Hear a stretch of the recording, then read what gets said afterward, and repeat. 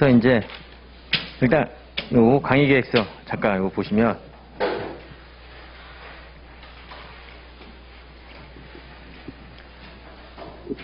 1번은 뭐 생략하고 넘어가시고 2번의 일정 및 시간은 뭐 여러분들 다 아실 거고, 그러니까 이게 이제 4번 한다는 거니까 원래 4시간씩 4시간이니까 이제 하루에 2번 2회가 이루어지는 거죠. 그러니까 커리큘럼상으로는 총 8회인데 우리가 횟수는 4번이다. 여기서 이제 횟수를 나타내는 거예요. 자, 교재는 이제 객관식 교재도 이걸로 할 거예요. 근데 이제 작년 같은 경우에는 따로 이제 했는데 핵심 요약을 따로 했는데, 그러니까 이 객관식 때 이걸 다 못 풀었어요. 그래서 작년에는 이거 객관식을 기출 예상 문제 위주로만 그 객관식 수업이 진행이 됐거든요. 그리고 여기에 이제 이 교재를 보게 되면 기출과 실전 예상으로 되어 있는데, 오히려 이제 작년에는 시험이 어렵게 나와서 실전 예상 문제가 어려운 문제들이 많거든요. 실전 예상 문제들이 많이 나왔는데 그걸 제가 작년에 풀어주지 못하고 이렇게 그 기출로 풀어주고 그 실전을 이제 풀고 들어가라 이렇게 말을 했는데, 누가 풀겠어요? 제가 안 풀어주면 안 풀겠죠. 예. 그래서 이제 올해는 객관식 때 이 실전을 다 제가 이제 풀어줄 목적으로 하기 때문에 핵심도 이걸로 할 거고, 그러니까 핵심은 여기 있는 기출, 그리고 이제 객관식 수업은 여기 있는 이제 실전. 이게 지금 원래 본 기본서보다 더 두껍죠. 예. 그래서 책이 많이 안 팔렸어요. 그래서 예, 새로 이제 새 판이 나오진 않고 이게 이제 작년판으로 가는 건데, 일단은 이제 좀 개정된 부분은 여기 그 개념체계 부분 일부가 있는데 그 부분은 제가 추록분으로 나눠 드릴 겁니다. 출판사하고 얘기해서 추록분으로 나눠 드릴 테니까 그거는 걱정 안 하셔도 되고, 그거는 이제 마지막에 공부하는 게 더 좋아요. 이게 왜 그러냐면 제가 이제 그 개념체계 그거 이제 뒤에서 제가 맨 마지막에 설명한다고 그랬잖아요. 그게 왜 그러냐면 이 개념체계는 잠깐 이거 말씀드리면 이게 이제 이론 체계거든요. 우리 IFRS 특징이 원칙 중심이죠. 그럼 원칙이라는 거는 연역적 방법에 의해서 이제 회계 원칙을 만드는 게 기본 사상이에요. 그리고 이제 물론 이제 실무적으로 이제 이게 적용 가능한지 이제 연역적으로 만들었다가 이제 공청회 열어서 이제 실무적인 방법을 거쳐가지고 이제 회계 원칙이 나오는데, 그러니까 이게 원칙 중심이니까 대원칙이 있어요. 그게 개념 체계예요. 그러니까 우리가 이제 기준서다 이렇게 얘기하는 거. 한국이 채택한 국제회계 기준. 그리고 내용을 보면 이제 각 이제 개정 과목별 기준서 이제 내용이 나와 있는 거죠. 그러니까 이제 이 기준서가 이게 이제 재무제표 작성 원칙이에요. 회계 원칙. 이거에 따라서 이제 우리가 재무제표를 작성을 해야 되는 거예요. 그런데 이게 이제 만들어지는 과정이 원칙 중심이라고 그랬으니까 이거에 기반이 되는 이론 체계가 존재한다는 거예요. 그게 개념 체계예요. 근데 얘는 기준서가 아니에요. 얘는 외관법에 의해서 정해진 기준서 내용이 되는 거고, 그리고 이제 얘는 기준서가 아니라 이건 하나의 그냥 이론 체계가 되는 겁니다. 그러니까 이거에 따라서 이 원칙이 만들어지는 거야. 그게 연역적 방법이다 이렇게 얘기를 하는 거죠. 이렇게 해서요. 그래서 이제 요번에 그렇죠. 올해 같은 경우에 이게 이제 그 이전 게 우리가 이제 그 이전에 그러니까 작년까지 공부했던 게 2011년도 버전이에요. 개념 체계가. 그리고 이제 요번에 새로 나오는 게 2018년도 버전이에요. 그러면 이제 이게 2011년도 버전이고, 그러면 이 이론 체계를 근거로 해가지고 이 기준이 만들어진 거잖아요. 그런데 이제 이게 개정이 된 거죠. 왜냐하면 회계학은 가변적이라고 그랬죠. 경제 환경에 따라서 변한다고 그랬어요. 그래서 10년 동안 이제 경제 환경의 변화로 인해서 예전에 이론 체계가 지금의 환경에 이제 어떤 회계 원칙을 만들 때 여기에 이제 좀 우리가 손질할 게 있다 그렇다는 거예요. 그래서 이제 요 2018년도 요때 이제 제안이 됐었고, 이제 요게 이제 요번에 개념 체계가 또 새로 나오게 된 거죠. 그럼 이제 이 개념 체계가 나오면 또 여기에 근거한 또 기준서 개정 작업이 이루어질 거라는 거예요. 그러니까 항상 얘가 먼저 선행이 되는 거예요. 얘가 먼저 선행이 되고, 그 다음에 이제 이걸 원칙으로 해서 이제 또 기준서가 만들어지는 거예요. 이런 순서를 따르는 거예요. 근데 지금 현재가 어떤 상황이냐면 과도기죠. 일단은 얘는 이제 개정이 됐는데 얘는 이거는 지금 아직 개정이 되지 않은 거잖아요. 이제 이게 이제 앞으로 이제 한 또 뭐 몇 년 걸쳐서 또 이제 컨버전 작업이 이루어질 거예요. 또 요 개념 체계에 맞는 또 기준서 내용이 또 이렇게 이제 변화가 될 거라는 거예요. 이런 식으로. 그쵸? 근데 지금은 이런 상태죠. 지금 현재가. 지금 현재는 지금 이런 체계잖아요. 여기 개념 체계는 이제 새로 바뀌었는데 아직 여기에 근거한 기준서는 나오지 않은 상태. 지금 현재가 우리가 처해 있는 입장이 바로 이 입장이에요. 이렇게 돼 있는 거예요. 그러니까 지금 기준서를 이해하려면 예전의 개념 체계가 지금 기준서를 이해하는데 좋은 이 예전에 이게 합당한 이게 이론 체계가 된다는 거죠. 근데 이게 바뀐 거잖아요. 그러니까 이 바뀐 개념 체계를 공부하고 지금의 기준서 내용을 보게 되면 여러분 좀 의아하게 생각하는 거예요. 대표적으로 우리 예전에는 개념 체계에서 자산의 정의를 얘기할 때 미래 경제적 효익을 얘기했었잖아요. 이제는 그 미래 경제적 효익이 빠져버렸어요. 그냥 권리, 잠재력, 통제 이렇게 얘기하고 있거든요. 그러니까 지금 기준서에 있는 내용은 예전 개념 체계 내용이에요. 그러니까 오히려 이걸 아셔야 되는 거예요. 근데 물론 이제 시험은 개정이 됐으니까 이제 얘가 나오겠죠. 그렇죠? 그래서 이제 여기 일정 부분 내용이 개정되거나 또 새로 이제 생긴 게 제정된 거. 그러니까 이걸 공부하고 이걸 공부하면 좀 회계를 좀 공부하시는 분들은 오히려 더 이제 머릿속에서 이게 이론적으로 조금 이게 맞지 않은 것 같은데 이제 이런 생각이 들 수도 있는 거예요. 물론 대부분은 이제 그런 생각이 안 들 건데 네, 아무튼 그래서 요거는 맨 마지막에 공부하는 거예요. 그러니까 이제 요걸 다 공부를 하고 이제 요거에 대한 내용은 이제 요걸 하면서 이제 언급을 했기 때문에 요건 맨 마지막에 따로 이제 시험 대비해가지고 이렇게 공부하시면 되는 겁니다. 그래서 마지막에 제가 이거 추록을 내서 요 강의를 할 거니까 뭐 걱정 안 하셔도 된다 하는 거예요. 자, 그런 의미예요. 그래서 이제 제가 그 생략하고 넘어온 거였어요. 우리 기본서 공부할 때도. 그래, 뭐, 이 개정되고 개정된 게 확 바뀌었냐? 그렇지도 않아요. 거의 유사해요. 거의 유사해요.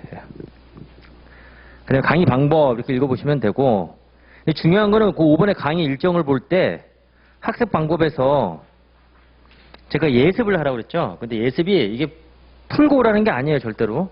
풀고 오는 게 아니라 강의 진도표상의 차례 각 장별 기출문제. 그러니까 이제 우리가 이제 1장은 이제 요 내용이거든요. 요 내용. 요거 이제 추록으로 제가 맨 마지막에 이제 그걸 할 거고, 이 핵심 요약 맨 마지막 때 추록을 나눠서 이걸 할 거고, 그럼 이제 2장부터 할 거라는 거예요, 2장. 그럼 이제 2장, 3장 내용인데, 그러면 이제 재고자산하고 유형자산이잖아요. 재고자산하고 유형자산이다 같은 겁니다. 그러면 이제 거기에 1절에 보게 되면 기출문제 유형 분석이라고 나와 있어요. 그 1절을 풀어드리니까. 핵심 요약 때는 여기에 이제, 이것도 뭐, 다 풀 수는 없어요. 다 풀 그런 시간적인 여유는 안 돼요. 지금 주어진 시간에.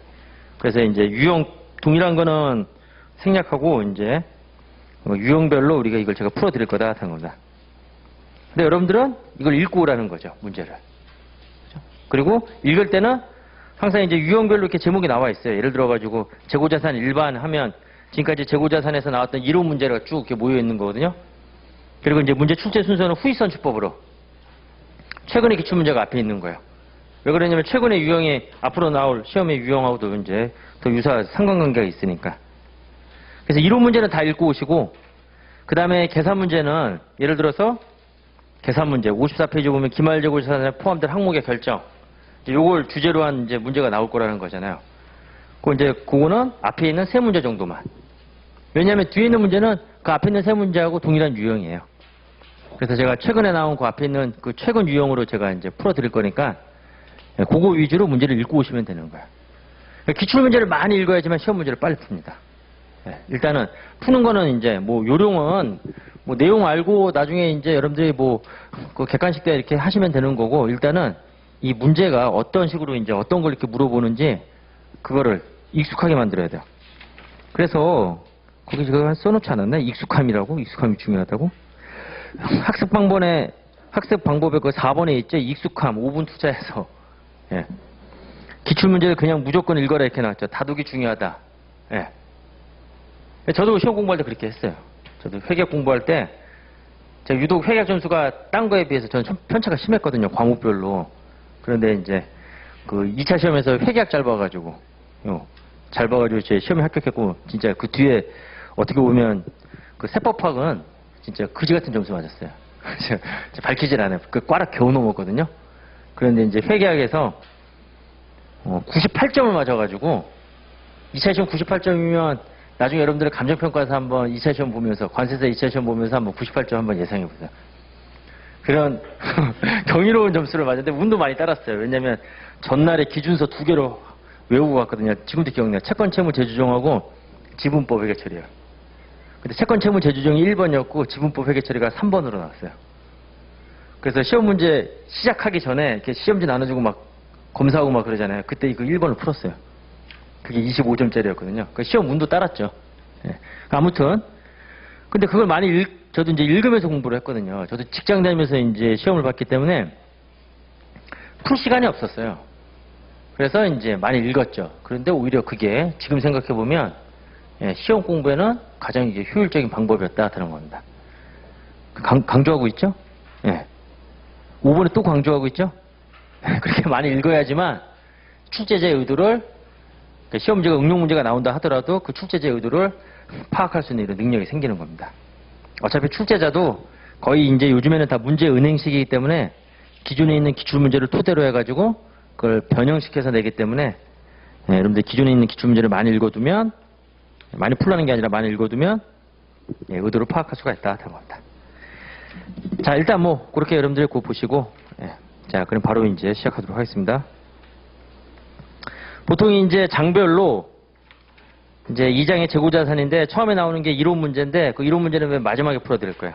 일단은 계산형 위주로 먼저 풀 거니까, 자, 2장을 넘겨서 기말 재고자산에 포함된 항목의 결정 54페이지.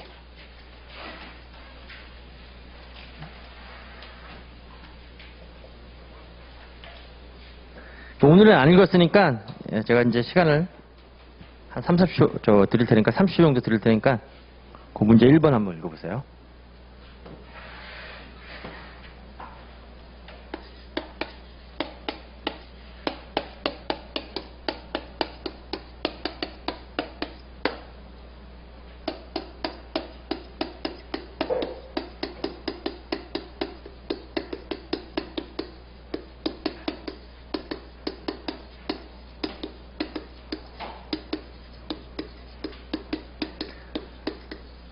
그러니까 우리가 이제 기본서에서 배웠던 내용 중에서 재고자산에서 기말재고자산에 포함될 항목의 결정, 이 기본서에 목차가 있을 거예요. 그래서 이제 내용이 기억이 안 나시면 기본서 이제 찾아서 여러분들이 잠깐 이제 체크하시고 그러면 되는데, 여기 이제 기말재고자산이니까 여기서 이제 의미하는 바가 우리 재무상태표, 그렇죠? 재무상태표는 기말 시점을 나타내는 거잖아요.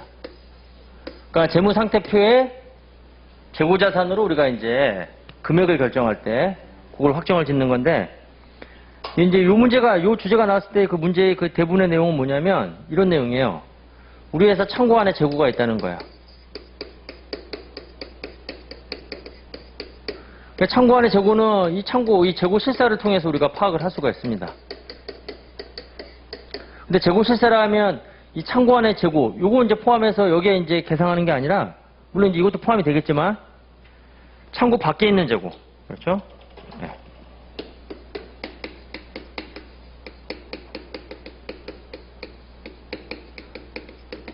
창고 밖에 있는 재고 중에서도 소유권이 있고,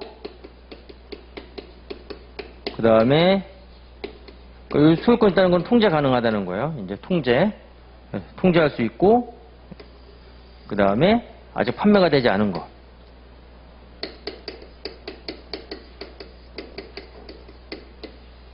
지금 여기서는 파악이 안 되지만 얘도 포함을 시켜야 된다는 거죠. 이걸 물어보는 내용이에요. 여기서 핵심 내용은 여기에 해당되는 내용. 그러면 이제 문제 자료도 이런 식으로 주어지겠죠. 창고 안에 있는 재고 얼마다 이렇게 주어지고, 그 다음에 이제 주로 이거와 관련된 자료가 주어지겠죠. 창고 밖에 재고이면서 소유권 통제하며 아직 판매되지 않은 게 있으면 그때는 이걸 이제 가산해서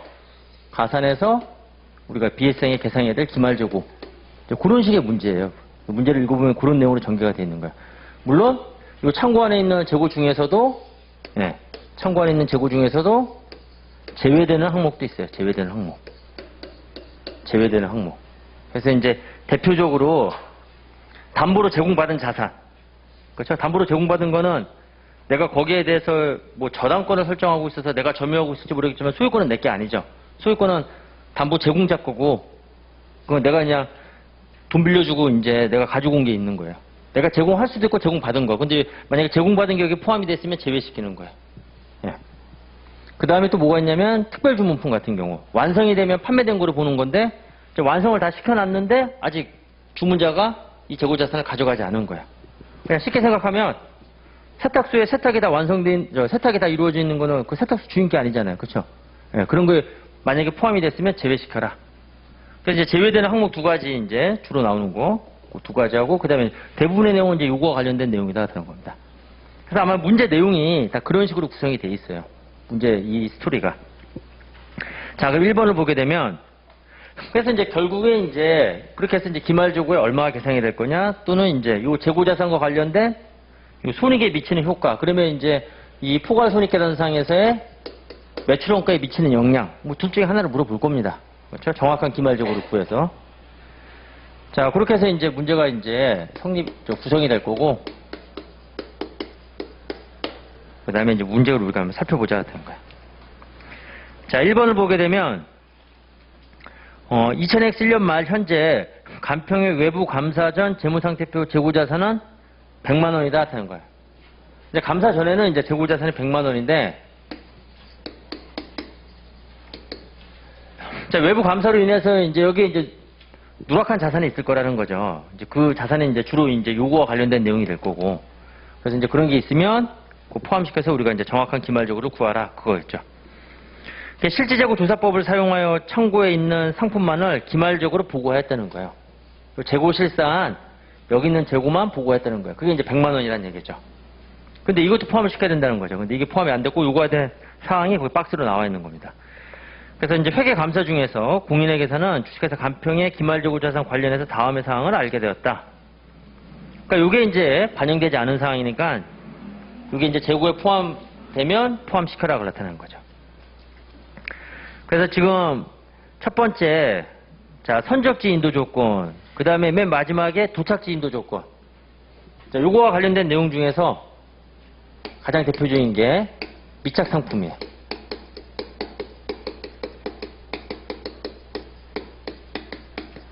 운송 중인 상품이죠.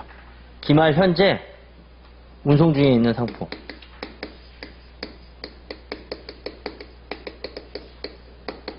그 미착 상품 관련해서 이제 우리 회사 기말재고에 포함될지 여부는 인도 조건을 따져야 되는 거고, 그다음에 내가 판매자인지 매입자인지를 따져야 되는 거예요.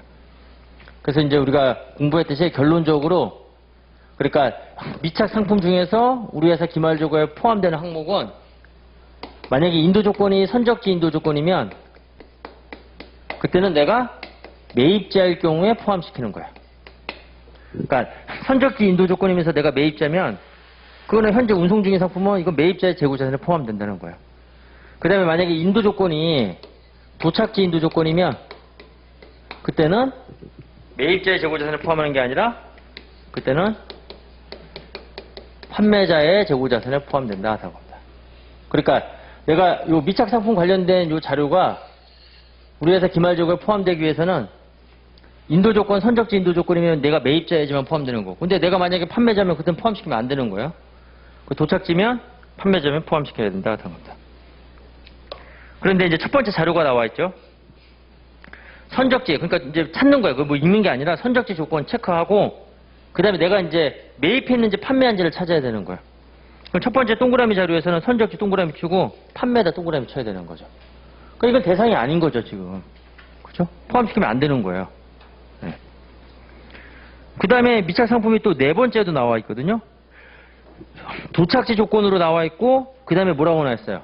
매입한 이렇게 나와 있죠. 그럼 이것도 포함하면 안 되는 거예요. 도착지면 판매자일 경우에만 포함이 되는 거예요. 그러니까 거기 첫 번째하고 네 번째는 고려 대상이 아니라는 거죠. 그렇게 해서 제껴야 되겠죠. 그 다음에 이걸 읽고 막 생각하면 안 되는 거예요, 시험장에서는. 그러면 이제 시간이 모자랄 수밖에 없는 거죠. 네. 선적지 판매, 도착지 매입, 이렇게 동그라미 치면 되는 거고. 수탁자에게 적송한 상품.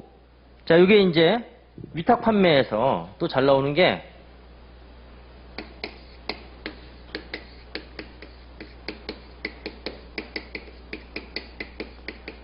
위탁 판매에서 이제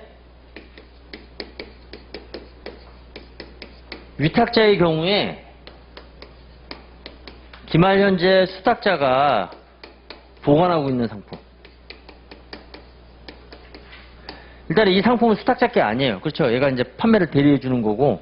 그런데 얘가 이제 제3자한테 판매하면 그때는 이제 위탁자의 매출로 계상을 하는 거고, 만약에 판매하지 않았더라면 그때는 위탁자의 재고 자산에 포함이 되는 거죠. 그렇죠? 그래서 이제 이 위탁자를 우리 경제학에서는 이제 이런 거를 뭐라고 표현하냐면, 회계학이 이제 경제표현을 많이 따라 쓰는데 본인과 수탁자는 대리인이다 이렇게 얘기를 해요.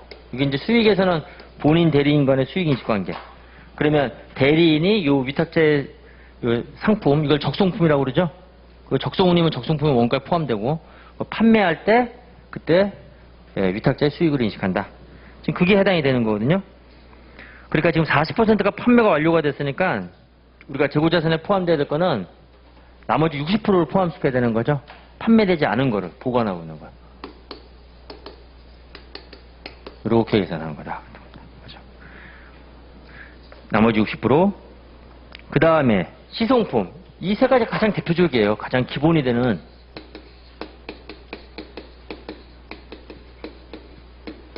시송품은 요거는 매입의사 표시가 있어야지만, 다 알고 있듯이 요거 매입의사 표시가 있으면 그때 판매된 거를 보는 거예요. 판매자가. 근데 기말현재 매입의사 표시 없는 거는 그거는 이제 매입자가 가지고 있더라도 판매자의 재고자산에 포함시켜야 된다.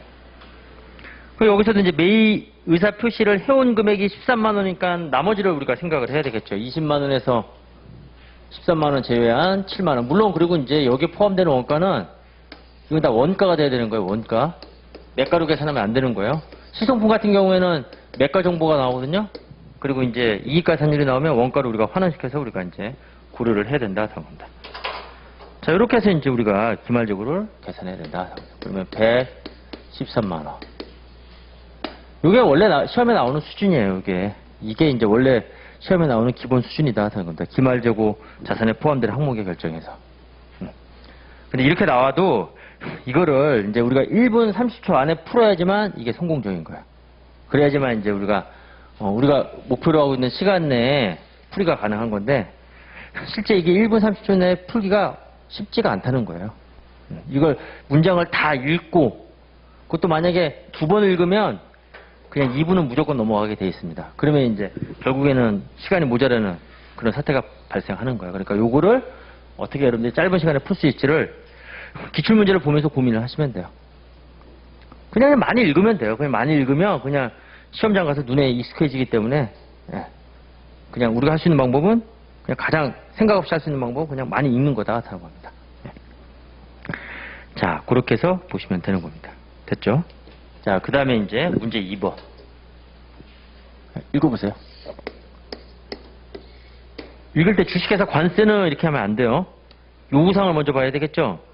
주식회사 관세가 2000X 1년도 12월 31일 재무상태표에 보고할 재고 자산은 하고 거기다 동그라미 딱 치고, 그래야지만 문제를 한 번 읽는 겁니다.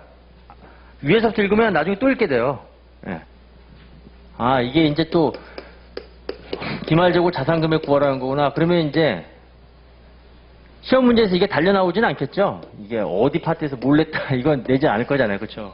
그럼 여러분들이 그 요구사항을 읽고, 아, 이게 이제 재고자산에서 기말재고자산에 포함된 항목의 결정과 관련된 문제구나라는 걸 생각을 해야 되는 거죠. 요구사항을 딱 읽고. 그러면 이제 머릿속에서 창고 안의 재고, 창고 밖의 재고, 이제 이런 게 이제 어떤 식으로 이제 자료가 주어져 있는지. 근데 가장 일반적인 자료 형태가 1번도 그렇고 2번도 그렇고, 일단은 이제 뭐 재고 실사에서 요 창고 안에 얼마 파악됐다. 그게 나오고, 그 다음에 고려되지 않은 사항, 이렇게 박스로 주어지는 형태. 이런 형태가 이제 주어진다는 거예요.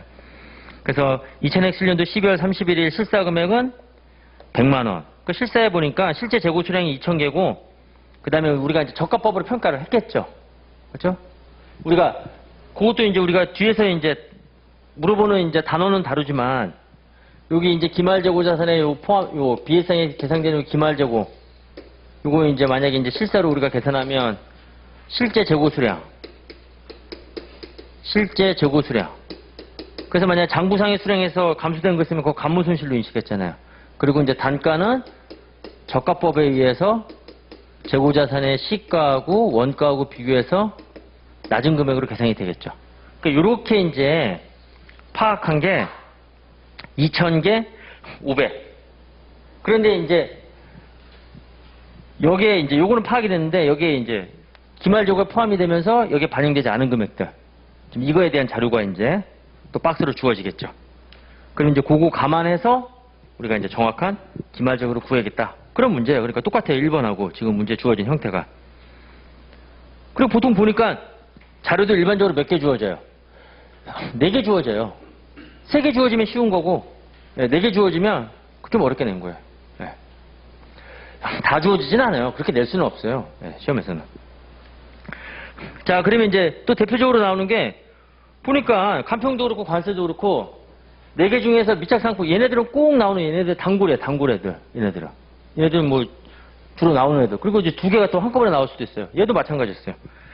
선적지 동그라미 쳐야 되고 그 다음에 관세가 지금 주인공이 관세예요. 관세의 재고자산을 구하는 거예요.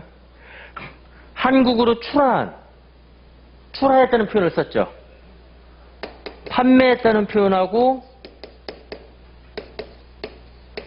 출하했다는 표현은 같은 말이 되는 거죠. 출하했다는 건 내보냈다는 거예요. 그러면 첫 번째는 선적지이면서 판매자라는 걸 의미하는 거죠.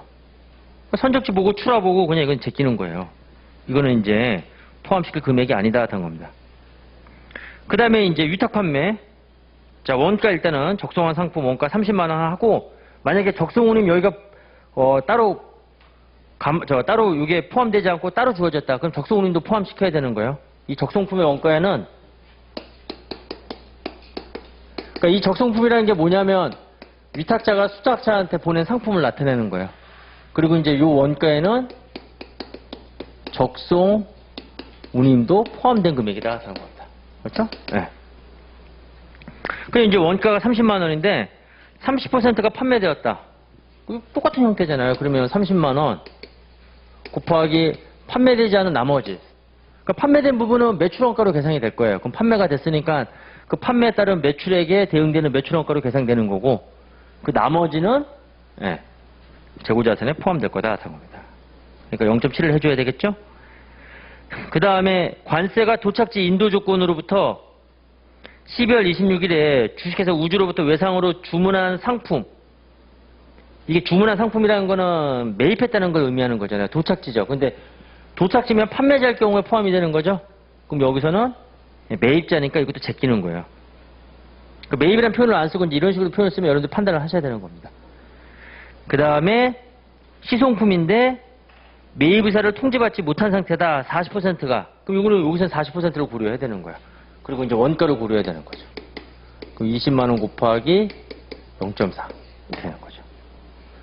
지금 이게 18년도에 나왔고 이것도 18년도에 나왔잖아요. 그렇죠? 들어간 사람이 똑같은 사람인가 봐요.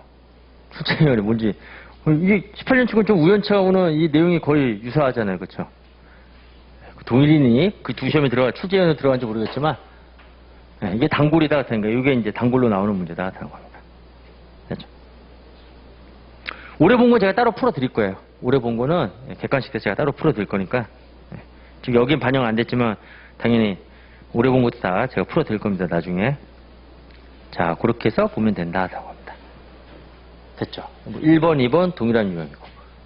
자, 그 다음에 이제 3번 한번 읽어보세요. 빨리 푸는 게 관건이다 하는 거예요.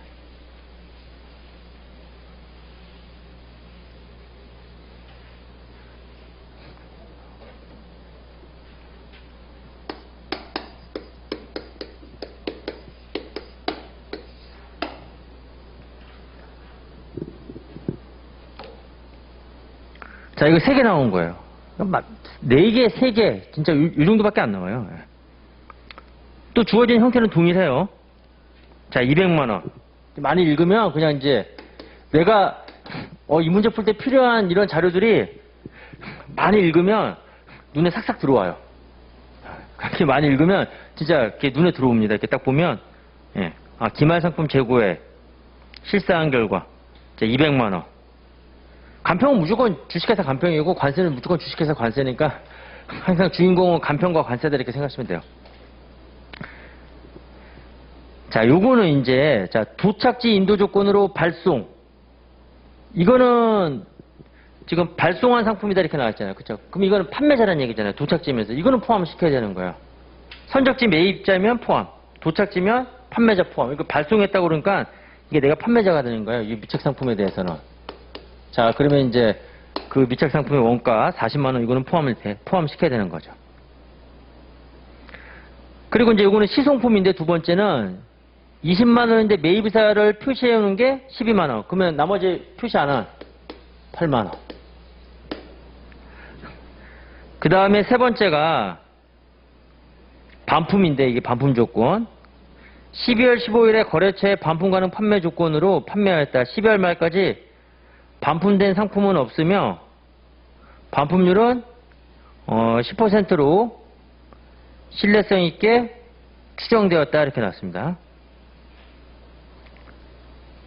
그러니까 반품 가능 판매 조건으로 이게 이제 반품 가능 판매는 이제 두 가지를 아셔야 돼요.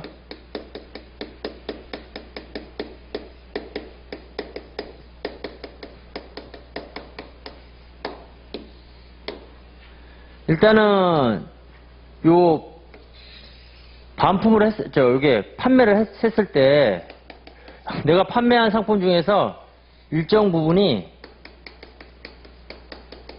반품이 되었을 때 그 반품되어 비율, 반품률을 추정할 수 있냐 또는 그렇지 않냐에 따라서 둘로 나눠져야 되는 거예요. 그래서 반품률을 추정할 수 있는 경우에는 그때는 요 판매할 때 인도할 때 수익으로 인식을 하는 거야. 물론 반품되는 거는 우리가 제외를 하고 그 다음에 반품률을 추정할 수 없는 경우에는 그때는 나중에 요 매입자가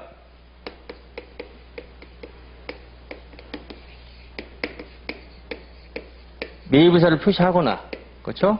아니면 반품기간 종료 시점에 요때 판매한 거로 보는 거예요. 아시겠죠? 그러니까 요때 반품률을 추정할 수 없는 경우 그러니까 예를 들어서 이 경우는 어떤 경우냐면 이 매입자가 신규 고객일 때 반품률을 추정할 수 있는 경우는 이거는 이 매입자가 뭐예요?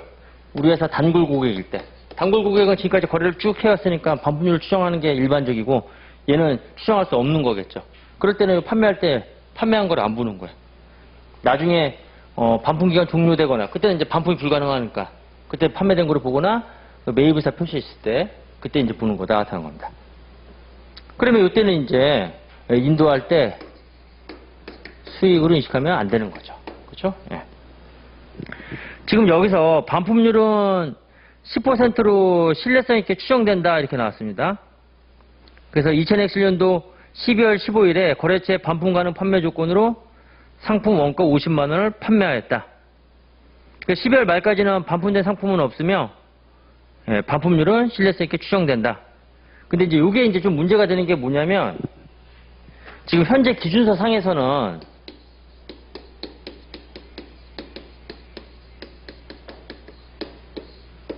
그러면 이제 여기서도 이 매입자가 이제 판매되지 않은 요 반품 가능 재고에 대해서 이거를 재고 자산으로 볼 것인지 또는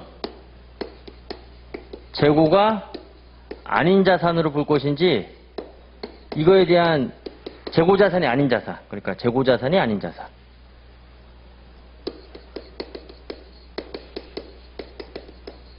그러니까 기타 자산을 볼 것인지 이거에 대한 규정이 없어요. 현재 기준에서는. 그런데 일반 기업회계 기준은 이걸 따르고 있어요. 일반 기업회계 기준은. 일반 기업회계 기준은 이걸 따른다는 건 뭐냐면 재고 자산으로 안 보겠다는 거예요. 그렇죠? 그냥 기타의 자산을 보겠다는 거예요.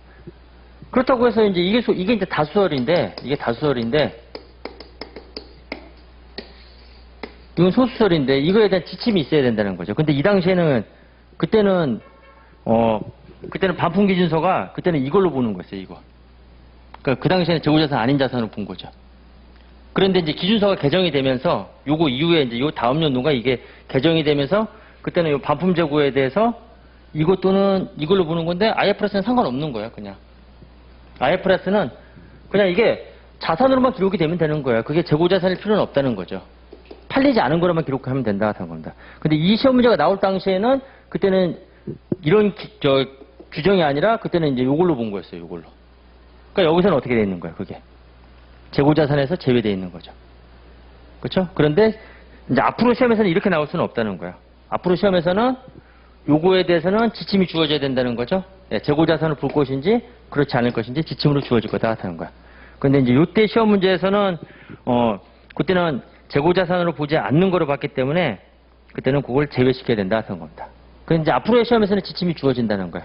근데 이제 중요한 건 뭐냐면 만약에 이제 앞으로 시험에서 요 반품 가능 재고가 나오게 되면 그때는 기말적으로 물어보는 게 아니라 오히려 그때는 기말적으로 물어보는 게 아니라 그때는 매출원가를 물어보는 거야. 그때는 이 지침이 필요 없어요. 왜 그러냐면 매출원가를 물어보게 되면 재고자산으로 본다 하더라도 팔리지 않은 거죠. 그러니까 매출원가 어떻게 해야 돼요? 제외시켜야 되는 거죠. 재고자산이 아닌 자산으로 봐도 이거는 팔린 게 아니잖아요. 그러니까 매출원가에서는 어떻게 되는 거예요? 제외되는 거예요. 그러니까 매출원가를 물어보게 되면 이 여부가 상관이 없다는 거죠. 무조건 매출원가에서는 어떻게 하는 거예요? 포함되지 않는다 그렇다는 겁니다. 그래서 이제 반품 가능 재고 나올 때는 오히려 매출원가를 더 물어볼 가능성이 있다. 자, 이렇게 해서 여러분들 정리하시고 요 당시에는 그때는 재고자산이 아닌 자산을 보고 지금은 이제 이게 다수설인데 근데 지금 현재 시험에서 문제를 이렇게 해놓고 재고자산 구하라 그러면 그건 문제 오류예요. 왜냐면 IFRS에서는 이게 규정이 안 돼 있거든요. 예. 그래서 IFRS에서는 이제 반품 재고자산에 대해서 이걸 우리가 반품 회수권이다 이렇게 얘기하거든요. 이 반품 회수권에 대해서는 재고자산을 본다라고 하면 그때는 포함시키면 돼요. 그럼 이 경우에는 그때는 얼마를 포함시켜야 되는 거예요? 반품률이 10%로 추정되어 있으니까 그 50만 원에 대해서 5만 원만큼이죠. 그때 포함시키면 되고 만약에 재고자산을 안 본다라고 하면 그거 제외시키면 되는 거예요. 그런데 매출원가를 물어보게 되면 재고자산을 보든 보지 않든 다 매출원가에서는 제외된다. 겁니다. 자, 그렇게 해서 요거는 체크하고 넘어가시면 돼요. 그래서 4번에 자 나오려면 이렇게 나와야 된다는 거죠. 자, 4번 보도록 하겠습니다. 자, 여기서 이제 여러분들이 쭉 주의할 게 있는데 이게 시험 문제 내는 사람이 이게 완벽하지 않아서 그런데 그렇다고 해서 이걸 문제 오류라고 볼 수도 없는 게 지금 그 문제 4번을 보게 되면 미착 상품을 한번 보세요.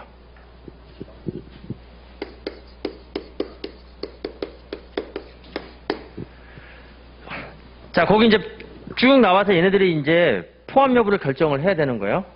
자, 그럼 이 문제 보게 되면 지금 이거 매출원가 물어봤죠. 기초 재고액은 20만 원이고 단기 매입액은 50만 원이야. 그러니까 매출원가 물어봤으니까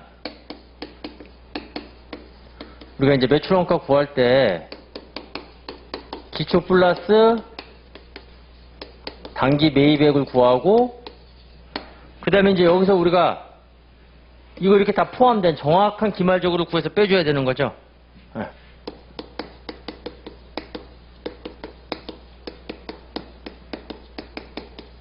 정확한 기말적으로 구해서 차감시켜야 되는 거야. 이제 이걸 구하는 거야, 이거를. 그런데 지금 기말 실사 결과 참고의 보유 중에 이 참고안에 지금 여기에 있는 게 지금 거기 얼마냐면 5만 원이고 그 나머지 사항들을 이제 반영을 하라는 거죠. 5만 원에서 출발을 해가지고. 근데 이게 처음에 이제 문제되는 게 미착 상품인데 선적주 운도 조건으로 현재 운송 중이다 이렇게 나왔죠.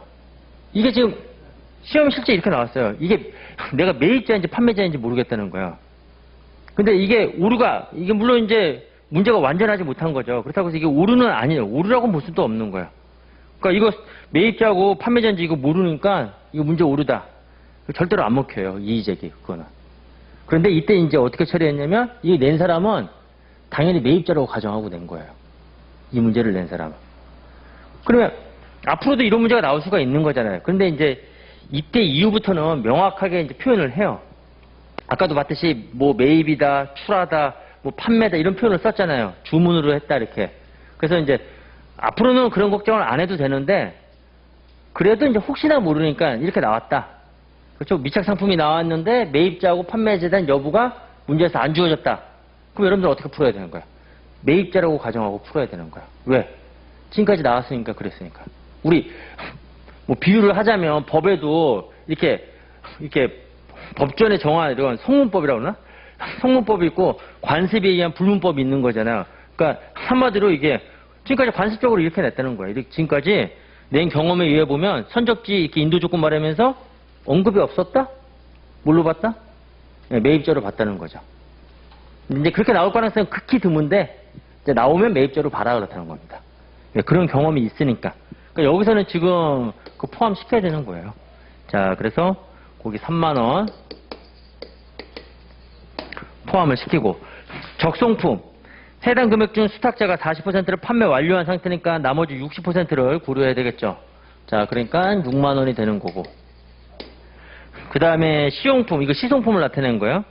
매일부사 표시를 한 금액이 만 원이니까 나머지 2만 원.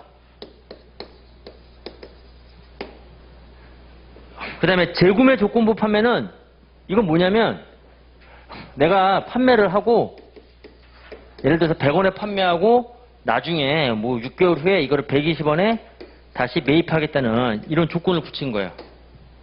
그럼 이거는 회계는 경제적 실질을 중요시하는 거니까 이거는 매출과 매입으로 보는 게 아니에요. 이거는 내 재고자산을 담보로 제공해가지고 돈을 빌린 거예요. 돈을. 100원을 빌려가지고 나중에 6개월 후에 얼마에 갚는 거야? 120원에 갚는 거. 이거는 실질을 우리가 뭘로 보겠다는 거야? 금융거래로 보겠다는 거야. 그렇죠? 그러니까 이거는 담보로 제공된 거는 우리가 회계상에 기록하는 게 아니죠. 담보 제공했다는 사실을 주석으로만 공시하면 되는 거고 이건 매출 매입으로 회계 처리하는 게 아니라 차입금 100원이고 나중에 120원은 이건 원금 상환과 나머지는 이자 비용으로 처리해야 되는 거야. 그러니까 이거는 재고자산, 예. 재구매 조건부 판매, 이거는 우리 회사 재고자산으로 포함을 시켜야 되겠죠. 근데 내가 담보로 제공했으니까 담보 제공으로 본다고 그랬잖아요. 우리 회사 창고에는 이게 포함이 안 돼 있겠죠? 담보로 제공됐으니까. 그러니까 그거 포함시켜야 되겠죠.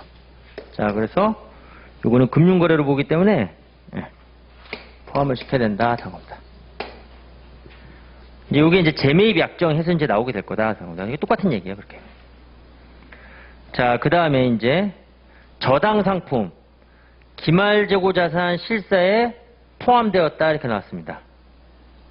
그 다음에 이제 반품 가능 판매. 이 저당 상품은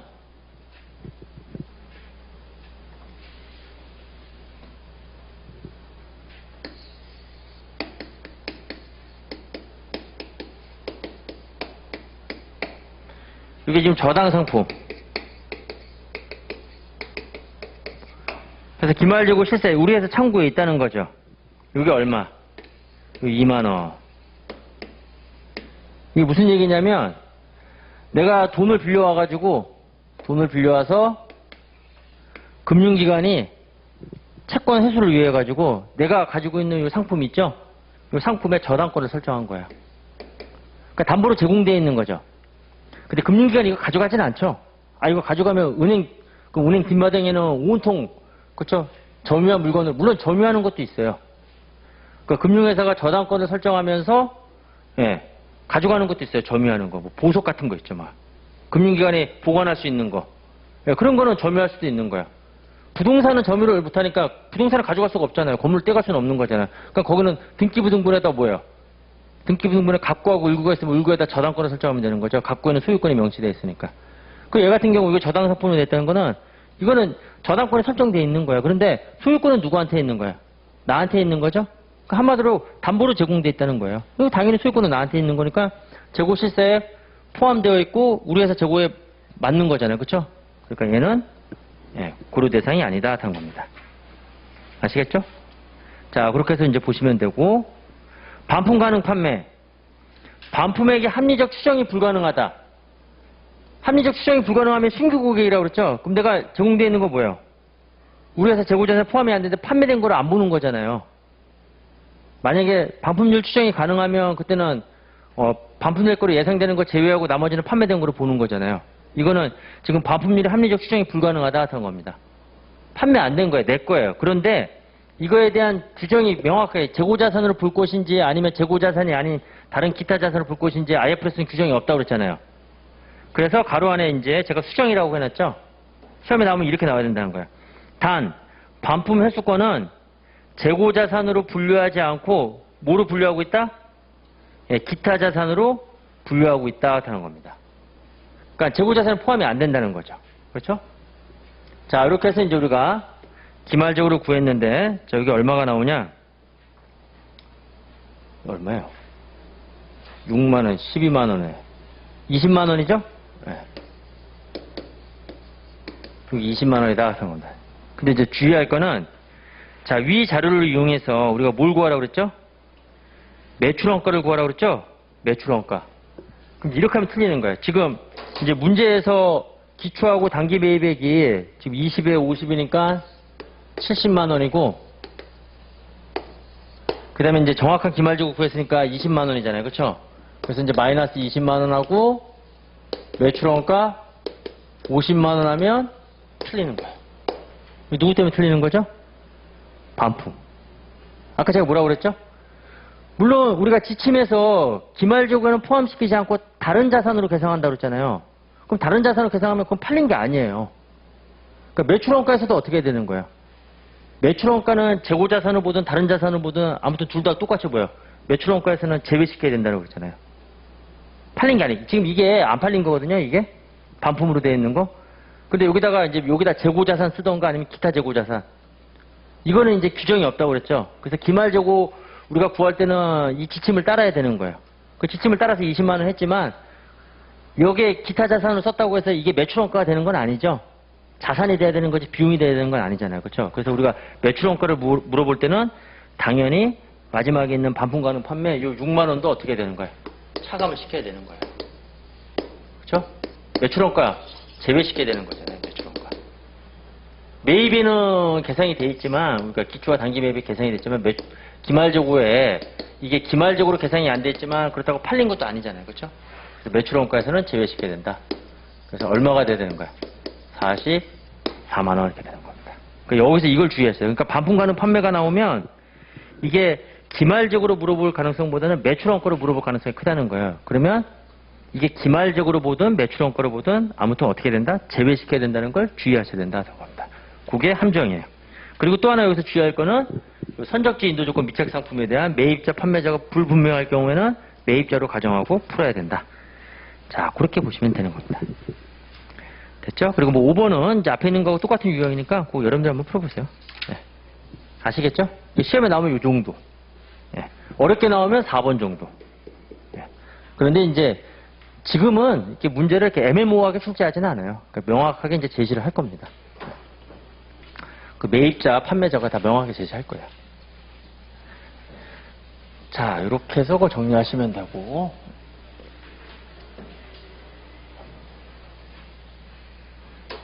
자, 그 다음에 재고자산의 원가 배분. 이게 이제 일반적인 원가 배분에 대한 내용인데,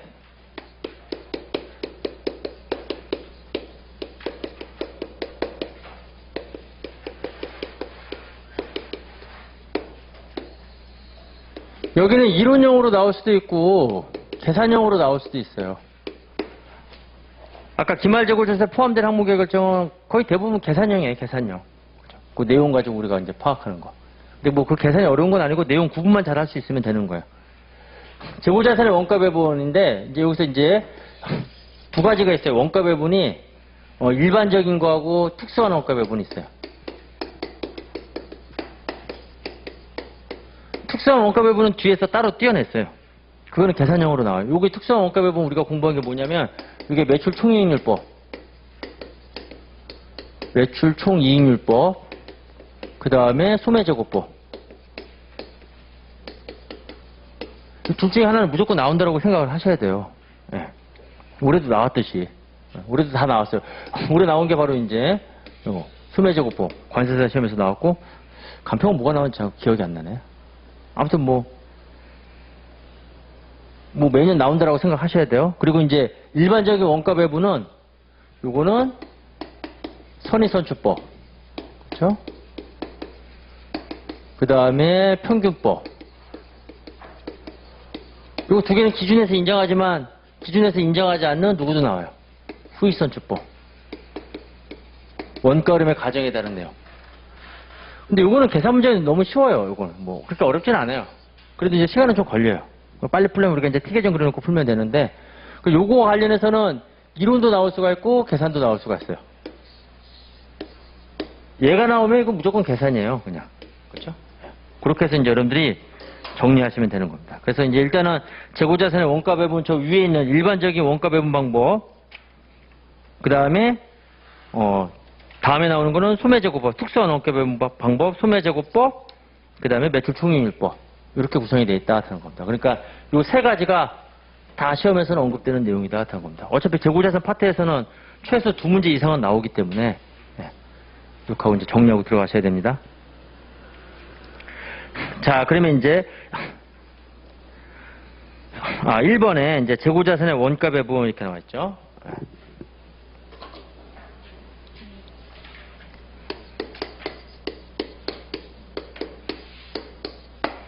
자, 문제 1번은 이제 요거 관련된 내용이에요. 이제 선입, 평균, 후입.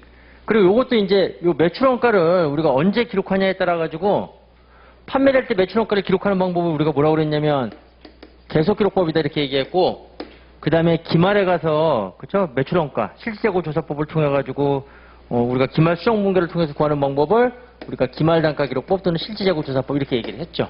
매출 원가의 기록 시점에 따라서. 그래서 얘는 판매될 때 매출도 기록하고 매출 원가도 기록하고, 그리고 얘는 판매될 때 매출만 기록하고 기말에 가서는 수정 분계를 통해서 우리가 매출 원가를 구한다. 그래서 우리가 손익선출법의 계속, 손익선출법의 기말 단가 기록법, 평균법의 계속, 그걸 우리가 뭐라고 그랬냐면 이동평균법이다 이렇게 얘기를 했어요.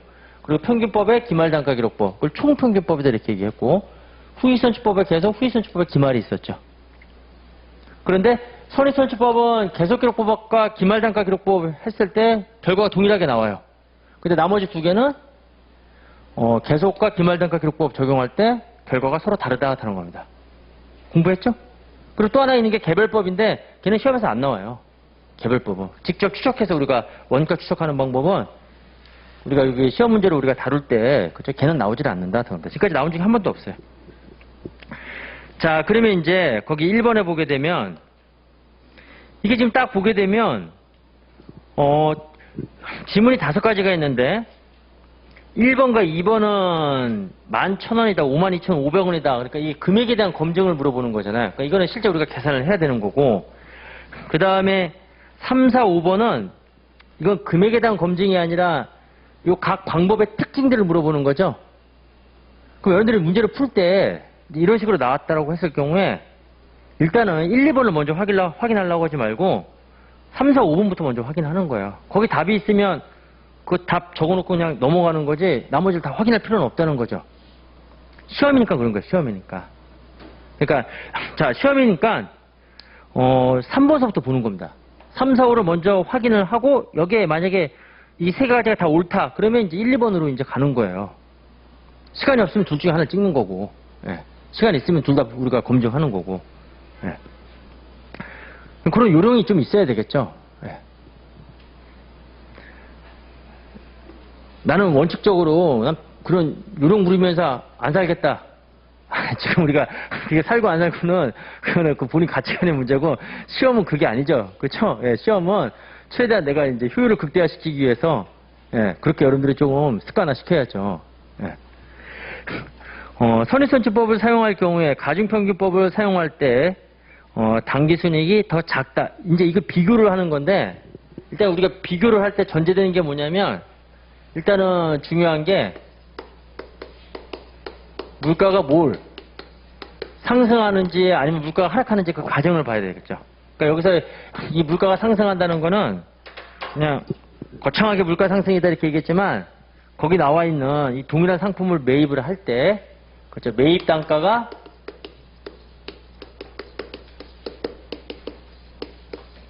상승되는 걸 의미하는 거예요. 이제 그걸 확인해야 되는 거예요. 그러니까 지금 여기 일자별로 자 매입을 보세요. 매입을 보게 되면 일단은 뭐 기초재고는 90, 그 다음에 3월 9일 이게 동일한 상품을 매입하는 거거든요. 150, 8월 20, 200, 220 이게 뭐냐면 단위당 원가 상승하고 있다는 거죠. 그러니까 이제 요건 이제 물가가 상승한다는 가정이에요. 그럼 물가가 상승한다는 가정에서 기말재고를 가장 높게 계산하는 건 누가 되는 거예요? 선익선출법이죠. 우리가 기말재고 가지고 나머지 추정하면 된다고 했으니까.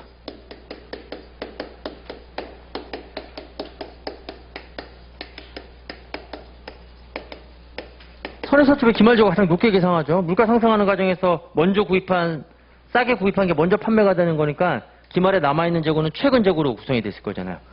그 다음에 가장 낮은 거는 이거와 반대되는 과정을 쓰는 후이선출법이 되는 거고,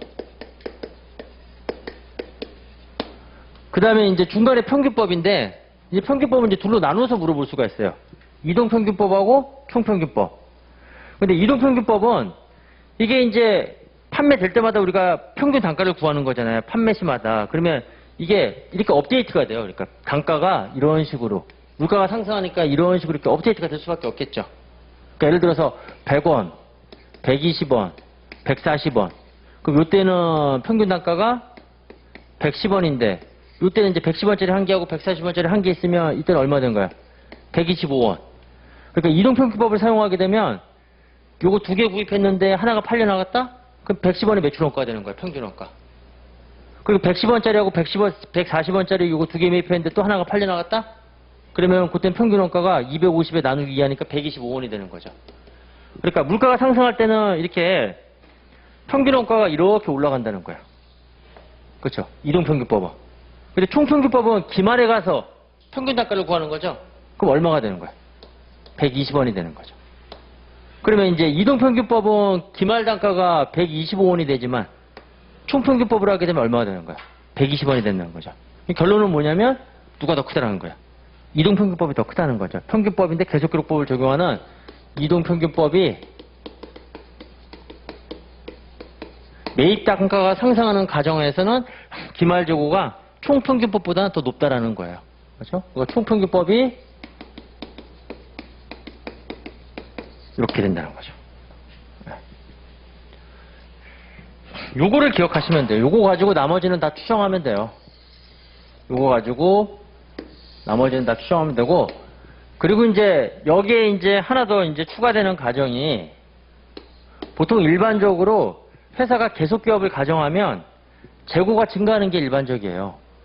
왜냐면 내가 회사 계속 기업을 가정한다라고 하면, 정상적인 영업으로 쭉 간다라고 하면 내가 내년도 장사를 할 때 회사가 장사를 하면 어차피 회사가 성장하는 게 일반적이잖아요. 그러면 내가 월 초에 장사했던 것보다는 규모가 더 커지게 되면 실물 자본도 더 뭐예요?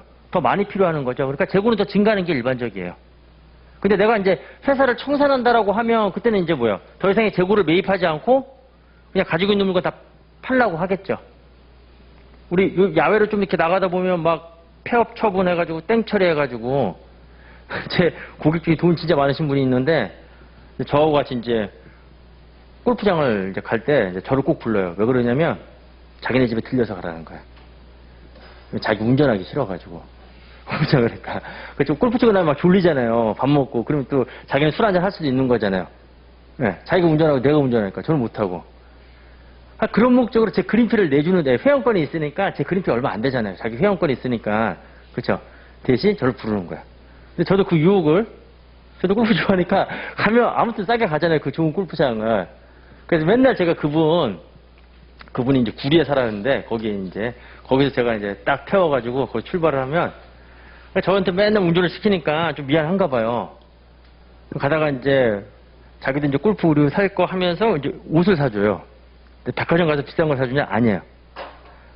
여기 싸게 좋은 게 많은다는 거예요. 그럼 골프장 가다 보면 거기에 다 국도 타고 가잖아요. 국도 타고 가면 다 저런 거잖아요, 이렇게. 폐업, 땡처리 막 이런 거 많거든요. 거기 가서 옷을 사줘요. 제 와이프가 야, 갖다 버려 그러는데 근데 쓸만한 게 많긴 많아요. 근데 그분은 몸에 전략이 배 있는 거예요.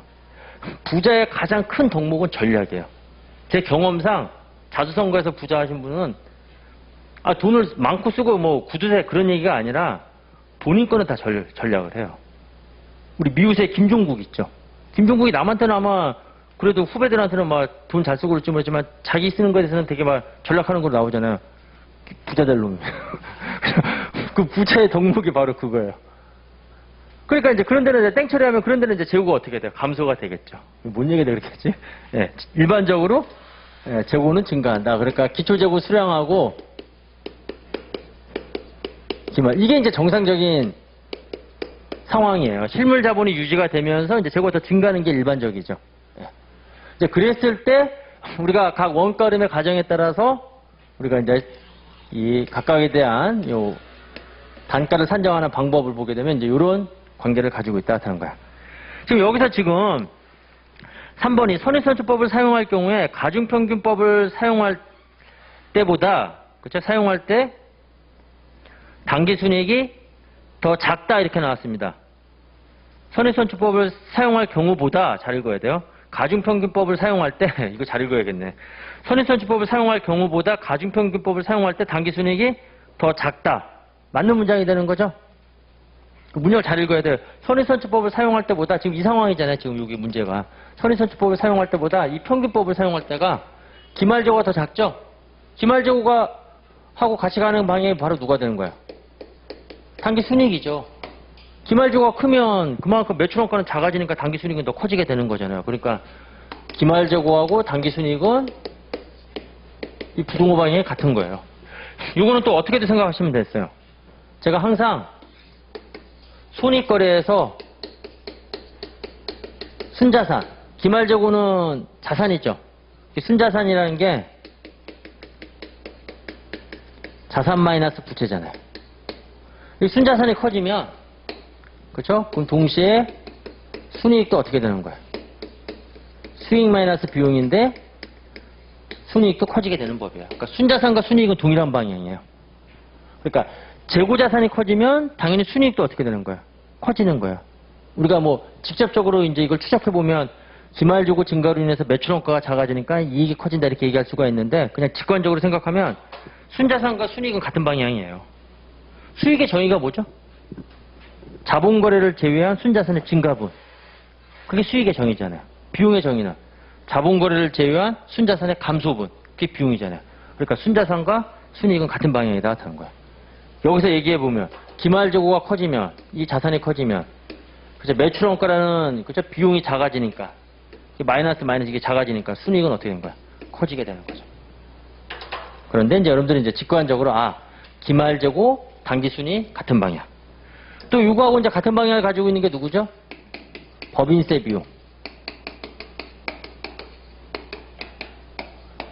법인세 비용은 이익을 기초로 하기 때문에 이익을 높게 계산하면 법인세 비용은 커지게 되는 거고.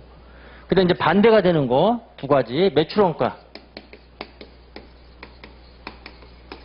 매출원가는 요 기말재고 크기하고 반대 방향으로 가야 되는 거죠. 그 다음에 또 반대가 되는 게 누가 있냐면 순현금 흐름. 순현금 흐름. 요 현금 흐름이라는 게 우리가 이제 현금 흐름표 딱 남았는데 이거 이제 보강구 일정 나갈 겁니다. 추석 이후에 제가 할 것 같은데, 현금 흐름이 현금 유입액에서 현금 유출액을 차감한 게 현금 흐름이다 이렇게 얘기를 해요. 그렇죠? 그러니까 현금 흐름이 증가했다? 그 현금이 증가했다는 걸 의미하는 거야. 그 순현금 흐름은 이제 어떻게 되냐? 요거 판단을 할 때 이게 이제 법인세 비용이 커지면 법인세 현금 유출액이 커진다는 거예요. 그러니까 법인세 비용이 커지면 법인세 현금 유출액이 커지니까 현금 흐름은 어떻게 된 거야? 작아진다 하는 겁니다. 자, 그렇게 해서 얘는 부동호 방향이 이렇게 나오게 되는 거야. 이게 시험에 아주 잘 나오거든요. 요 자체로만 물어보는 게 거기 3번 문제인가 4번 문제인가. 4번 문제. 그래서 4번 문제는 아예 이걸 물어본 거예요, 이거를. 요 관계를. 요거는 여러분들이, 그리고 이제 요거 할 때 여러분들이 거기 나와 있듯이 요 매입 단가 지속적으로 상승하고 있다, 이런 매입 단가에 대한 가정, 요걸 먼저 확인하고 문제를 풀어야지. 가끔가다 물가가 하락하는 걸 가정을 해요. 그럼 부동호 방향은 다 반대로 바꿔주면 되는 거예요.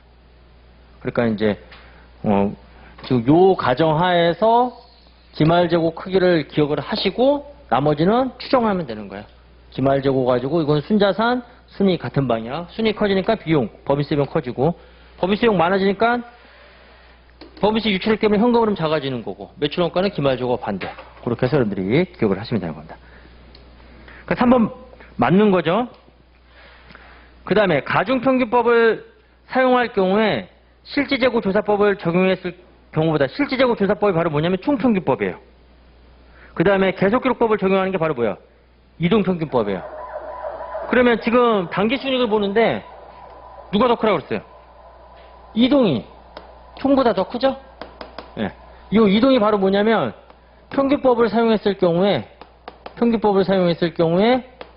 계속기록법을 적용한 거고, 그 다음에 총평균법이 평균법을 사용했을 경우에 이게 기말단가 기록법을 적용한 거다 하는 겁니다. 아시겠죠? 예. 그러니까 이동평균법, 총평균법 이렇게도 언급할 수가 있고, 또 시험에서는 평균법을 사용했을 때, 가중평균법을 사용했을 때 계속기록법을 적용한 거. 그 이동이에요, 이게. 그리고 가중평균법을 적용했는데 기말단가 기록법 또는 실질재고조사법. 이걸 또 우리가 실질재고조사법이다 이렇게 하죠. 기말의 재고실사를 통해서 이제 기말의 매출원가를 기록한다 해서 기말단가 기록법, 실질재고조사법. 그러니까 표현이 이렇게 쓰이니까 그거 잘 보시면 돼요. 이거 맞는 문장이 되는 거죠. 그렇죠? 이동이 더 크다고 그랬잖아요. 업데이트 된다고 그랬잖아요. 그렇죠?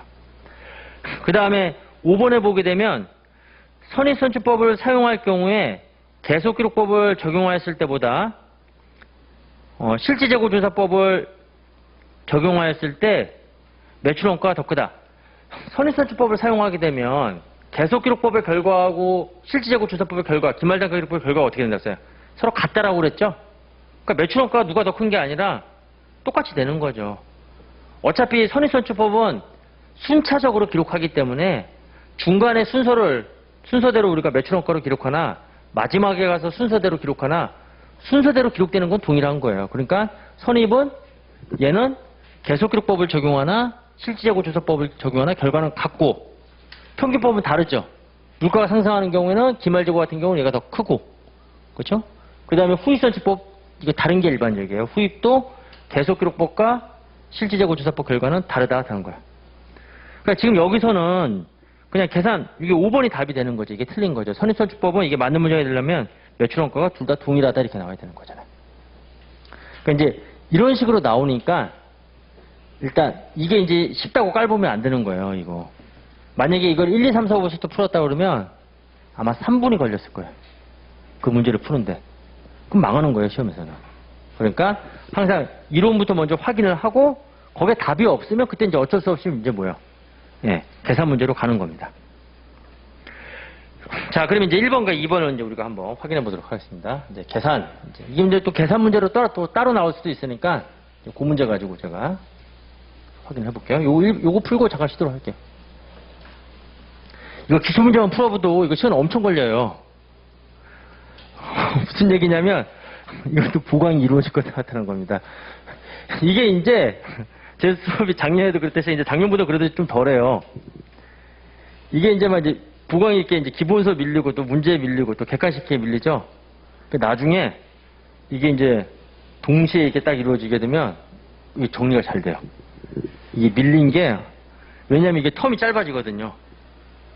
변명하는 것 같아서 좀 그런데 이게 이제 나중에는 이게 보강을 하게 되면 이게 텀이 짧아지기 때문에 이제 여러분들이 이제 실력은 증가가 되면서 또 이제 그런 내용들을 또 반복적으로 이렇게 하기 때문에 도움이 많이 돼요.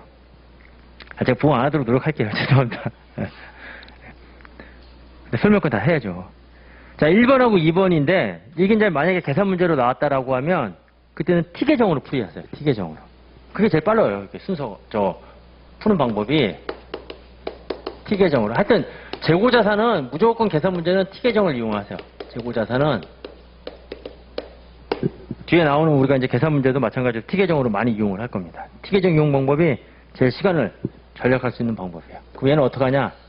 일단 T계정은 이제 상품 T계정.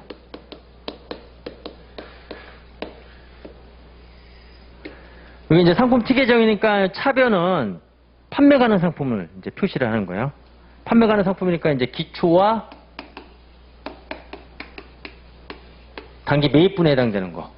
그게 이제 기말에 가면 저런 이제 원가름의 가정에 의해서 이제 원가 배분이 되는 건데 결국은 기말에 가면 뭐 보통 일반적으로 판매돼서 매출 원가로 비용 처리되고 그렇죠?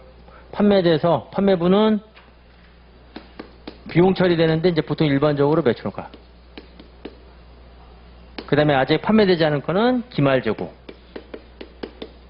아무튼 상품은 기말에 가면 둘 중에 하나예요. 비용 아니면 자산, 재고자산 기록되는데 이 비용으로 기록됐을 때 그때 이제 가장 많이 쓰는 우리가 이제 계정 과목이 이제 매출원가다가 되는 거예요.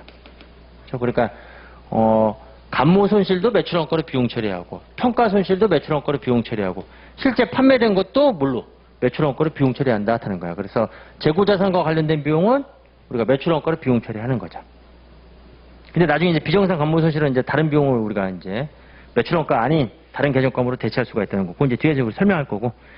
자, 아무튼 이렇게 이제 상품 T 계정을 그려놓고, 그 날짜가 나와 있죠. 그 날짜를 그냥 번호로 쓰세요, 그냥. 어차피 뭐, 빠른 날짜를 1번으로 하면 되는 거잖아요. 문제를 빨리 풀기 위해서. 자, 기초재고가 몇 개, 수량 100개, 그리고 90원. 100 쓰고, 그 다음에 단가 이렇게 90원 쓰고. 기초 1번. 그 다음에 3월 9일 날 매입이죠. 그러니까 이제 왼쪽 차변에다 기록하는 거예요. 날짜 순서, 번호 순서대로. 자, 2번 200개 150. 그 다음에 매출 5월 16일 날 3번이에요. 해서 매출 150개. 그리고 이제 요 3번 날짜, 요 5월 16일 날에 요때 이제 매출원가를 기록하면, 그러면 이제 계속기록법이 되는 거예요. 그러니까 원가림의 가정을 쓰는 거죠. 이제 보시면, 자, 예를 들어서 선입선출법이다. 자, 그러면 이제 선입선출법, 요거 가지고 이제 설명을 드릴게요. 계속기록법을 적용한다. 그러면 이제 요거 150은 이제 여기서부터 팔려 나가는 거죠. 위에서부터. 그러면 요때 3번의 매출원가를 구하라고 그러면 100 곱하기 90 플러스, 그 다음에 이제 나머지 50은 이제 2번에서 팔려 나가겠죠. 순서대로. 그러면 50개 곱하기 150. 이게 이제 선입선출법 계속기록법을 물어본 거겠죠. 그 다음에 가중평균법 계속기록법을 물어보게 되면, 이제 이걸 우리가 뭐라고 얘기하냐면 이동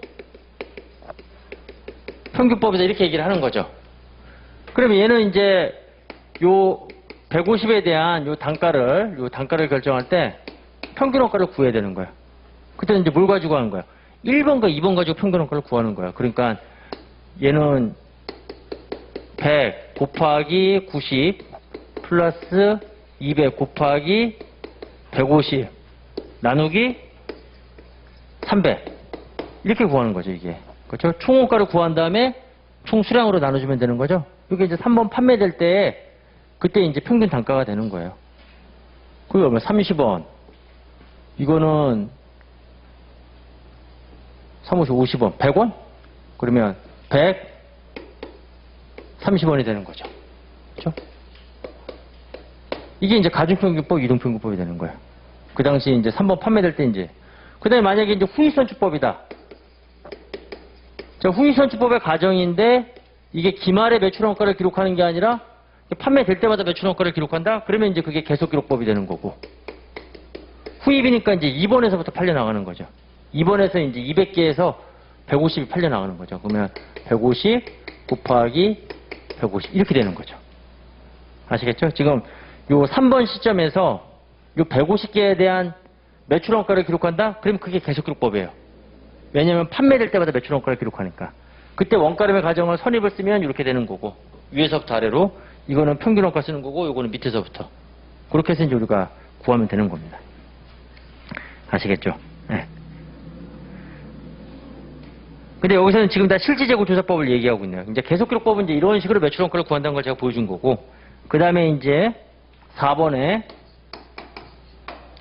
또 매입을 해요. 어디요? 8월 20일 날에 50개 200원. 그럼 이제 4번 적으면 되고, 그 다음에 또 5번에 10월 25일이 되는 거죠? 또 50개 220원. 50개 220원. 그 다음에 또 매출이 있어요. 자, 6번 해서 200개. 그럼 요때 이제 또 매출원가를 기록한다 그러면 요거는 이제 3번일 때고 또 6번일 때 또 이제 남아있는 재고 가지고 또 이제 이 원가림의 가정을 적용하면 되는 거야. 그러니까 아무튼 계속기록법으로 나오면 요게 이제 골치 아픈 거예요. 이제 시간이 걸리기 때문에. 근데 그나마 이렇게 해야지만 그나마 빨리 푼다는 거예요. 그 다음에 이제 기말이죠, 기말. 그러면 이제 여기 총 400개에서 350개니까 기말 재고는 50개죠. 그리고 이제 기말 시점에서 우리가 이제 매출원가 구하면 그거는 이제 실질재고조사법, 기말단가기록법이 되는 거다 하는 겁니다. 근데 지금 요 문제상에서는 실질재고조사법을 적용하여 이렇게 나왔잖아요. 그러니까 얘는 이거 지금 다 그려놓은 상태에서 이제 여기서 이제 구하는 거예요. 이게 만약 계산 문제로 나왔다라고 하면. 그럼 선입선출법을 사용할 경우에 기말재고자산금액은 선임은 쉽죠. 왜냐하면 이제 쭉 다 빠져나가는 거잖아요. 위에서부터 쭉 빠져서 이 50개가 결국 순서적으로 위에서부터 쭉 없어지니까 맨 마지막에 나오는 최근재고 50개가 되는 거죠. 그럼 선입은 50 곱하기 기말재고 금액은 220 이렇게 되는 거죠. 예. 그러면 이제 50 곱하기 220이니까 11,000원 나오나요? 예, 11,000원. 맞는 문장이 되는 거죠. 그 다음에 실질재고 조사법을 적용해서 가중평균법을 사용할 경우 가중평균법은 기말에 가서 평균효과를 한 번 구하는 거예요. 1, 2, 4, 5의 이 총합에다가 요 총수량이 400개로 나눠주면 되는 거죠. 그렇죠? 자, 그러면 계산해보면 100개 곱하기 90, 그 다음에 200개 곱하기 150, 그 다음에 50개 곱하기 200, 50개 곱하기 220 나누기 위에 있는데 하면 여기 계산기 좀 이상하네. 1050 얼마 나와요 이게? 잠깐만. 가중평균법 150원 나오죠? 150원 150원 나올 거예요. 아닌가? 네, 150원 나온다 하는 겁니다. 자, 그러면 이제 매출원가를 구하라고 했으니까 여기 350 곱하기 150 하니까 얼마? 52,500이 되는 거죠. 이렇게 하면 되는 거예요. 아시겠죠? 그래서 이거 가지고 그냥 다 정리하시면 돼요. 어차피 뒤에 나오는 2번 문제라든가 3번, 4번, 5번 다 어떻게 푸는 거다? 다 이렇게 푸는 거예요. 아시겠죠? 그러니까 이제 계속기록법하고 실질재고조사법 알죠? 예, 그러면 이렇게 풀면 되는 거예요. 그러니까 요거 가지고 만약에 저거 한번 풀어볼게요. 후입선출법 계속기록법 후입이 잘 나오거든요. 또 계산 문제 중에 요까지만 하고 이제 쓰도록 할게요. 후입선출법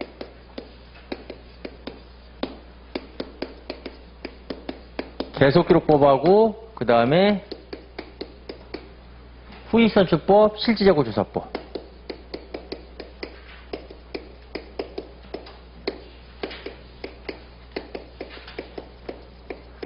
시험에서 제일 잘 물어보는 게 요 놈이에요. 이거 기준에서 인정하지 않으니까 안 물어본다. 아니에요. 이거 잘 물어봐요. 후입선출법 계속기록법을 제일 잘 물어봐요. 왜 그러냐면 가장 실수를 많이 할 수 있는 방법이 요 놈이에요. 요 놈. 요거 아니면 평균법이에요. 자, 그럼 후입선출법 계속기록법이죠. 그럼 일단 이걸 먼저 그리는 거예요. T계정을 딱 그려놓고 그 다음에 이제 매출원가 구한다라고 하면 후입선출법 계속기록법에 의해서 3번 매출원가는 4번과 5번을 고려하면 안 되는 거예요. 3번인 상태에서 후입을 적용하는 거야. 그 밑에서부터 빼줘야 되겠죠. 여기 50이 남는 거야. 그렇죠? 자, 그러면 이제 150 곱하기 150 이렇게 되는 거고. 그 다음에 6번을 기록할 때는 5번까지 있는 상태에서 요 6번을 적용하는 거예요. 밑에서 빼주는 거예요. 그렇죠? 이렇게 되는 거죠. 밑에서부터. 그러니까 50 곱하기 220 플러스 50 곱하기 200 그 다음에 플러스 50 곱하기 150 이렇게 되는 거죠. 그렇죠? 네. 그렇게 해서 이제 요 3번과 6번에 대한 매출원가를 구해도 되고 아니면 이렇게도 돼요. 그냥 기말재고 50이니까 그렇죠? 네, 눈으로 보고 확인하는 거예요. 아, 여기서 지금 2번에서 150이 나갔죠? 그럼 결국에는 나머지 결국 50개는 결국 얘가 될 수밖에 없는 거예요. 이거 다 나가가지고 요놈이 될 수밖에 없는 거예요. 그렇게 확인해야 돼요. 그러니까 전체 금액에서 기말재고를 빼서 매출원가를 구해도 되고 아니면 그냥 매출원가를 각각 구해도 되는 거고. 그럼 뭐 여러분들 편한 방법을 하시는데 대부분 다 이렇게 하더라고요. 보니까. 이렇게도. 그 다음에 후입선출법 실질재고조사법은 이거는 다 그려놓은 상태에서 그렇죠? 다 그려놓은 상태에서 밑에서 또 빼주는 거죠. 그렇죠? 예. 여기서 200하고 150이니까 350이니까 이거 쭉 다 빼면 되는 거예요. 됐죠? 예. 그렇게 해서 이제 후이선 주법. 그러니까 번호를 정해야지만 여러분들이 이거 실수하지 않고 풀 수가 있다. 그래서 제가 날짜를 적으면 그게 또 풀이 과정에서 되게 복잡해 보이거든요. 그 날짜 적지 마세요, 날짜. 날짜 적으면 오히려 실수할 수도 있어요. 그러니까 날짜를 적지 말고 처음부터 T계정을 그릴 때 번호를 적으세요, 번호.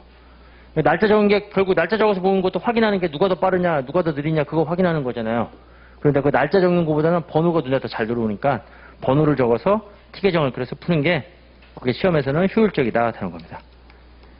아시겠죠? 그리고 이제 이론 아까 정리해드렸고, 그래서 이제 5번 문제를 여러분들이 한번 풀어보시면 되는 거예요. 5번 문제. 이렇게 나와요. 선의서출법과 평균법에 의한 매출원가. 그런데, 평균법인데 이게 이동인지 총인지, 그 맨 위에 뭐라고 나와있어요? 실지재고조사법을 적용하고 있다. 이렇게 나와있죠? 그럼 여기서 말하는 평균법은 총평균법을 의미하는 거예요. 그렇게 해서 문제 파악하고, 그 다음에 T계정, 번호 적어서 수량과 단가 적고, 그 다음에 이제 적용하면 되는 거예요. 그래야 실수하지 않고 빨리 풀 수가 있는 겁니다. 예, 이렇게 해야지만 여러분들이 빨리 풀 수가 있다 하는 겁니다. 됐죠? 예. 자, 이렇게 해서 이제 일반적인 원가림의 가정은 뭐 내용 자체는 쉬우니까 요 기술적인 부분만 여러분들 좀 연습을 하시고, 그 다음에 일단 여기까지 하고, 그 다음에 좀 쉬었다가, 그 다음에 요거 두 가지. 이게 시험에 더 잘 나오는 거. 예. 우리가 특수한 방법 보도록 하겠습니다. 자, 좀 쉬었다 보도록 하겠습니다.